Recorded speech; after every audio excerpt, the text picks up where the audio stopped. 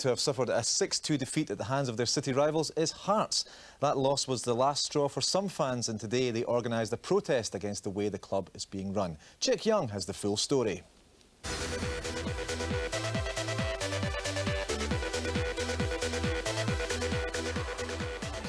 Red card day at Tynecastle. With 9 minutes gone, it was red face day for young defender Robbie Neilson.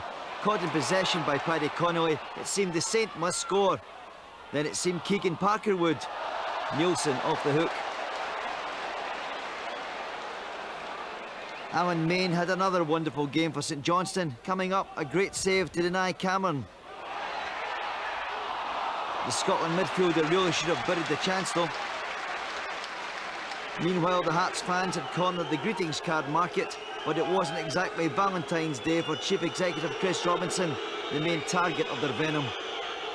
And when you're down, you're down. 3 minutes into the second half and referee George Clyde gives St Johnstone a penalty. Keegan Parker turns Kevin James, but it looked a soft award.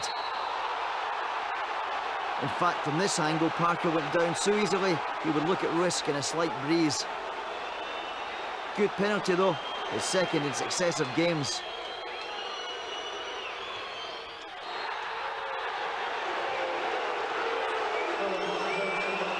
Niemi near, but not enough. Saints nearly added a second. Kane's corner, Weir's header, and he Kirk off the line.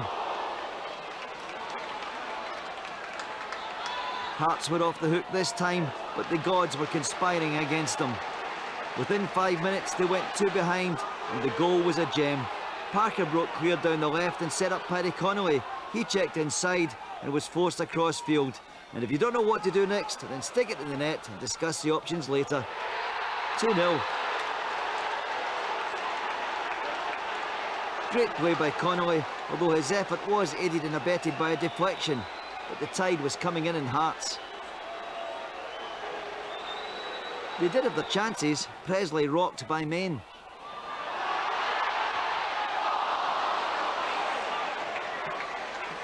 But in the end, Hearts were a team in tatters. Tomacek gave the ball away, Paul Kane accepted gratefully and launched Connolly in a long and lonely run, with a lovely finish to follow.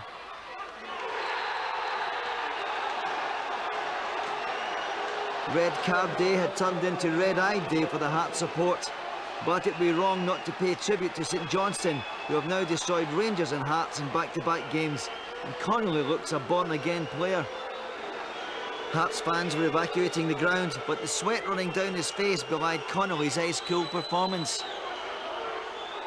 I've got a long way to go, a couple of goals, but I need to carry on. We've got young Keegan's come in and he's done really well. So hopefully, as I said, the strikers will be back fit quite soon. So hopefully, I've got to keep pressure on the gaffer and maybe keep me in the team. We've changed our system as well, which has helped. The gaffer's playing 3 at the back in the last 3 games. It's been very promising. Unfortunately, I've been suspended again, so I don't know what he's going to do next week, but obviously, knowing the gaffer, he'll sort that problem out. Meanwhile, outside the ground, furious Hearts fans gathered for more than an hour, chanting for the removal of the board and in particular Chief Executive Chris Robinson. Inside Tynecastle, it was nearly 6 o'clock before Jim Jeffries emerged from his office. The situation at the club financially, we have to address, and I think maybe the fact there was a lot made last year of the SMG money coming in and doing things, and we've brought £4 million in transfer money over the last 3 years, and we really haven't, we really can't afford to bring people in, and so that's just a hard fact of football life. That's the going rate for players, and we can't sustain it, and we've got to cut a cloth accordingly. Outside, fans were in pursuit of what they thought was Chris Robinson's car, but security men had led him out of another exit. Hearts, though, are clearly a club in turmoil, externally and internally. Are you thinking about walking away? No, I've never thought about anything about walking. It's not my thoughts at the moment, because obviously you're asking me at a time just after a game when there's a lot happened and after a bad performance. So I've still to think about the game yet, or what situation. So as I say,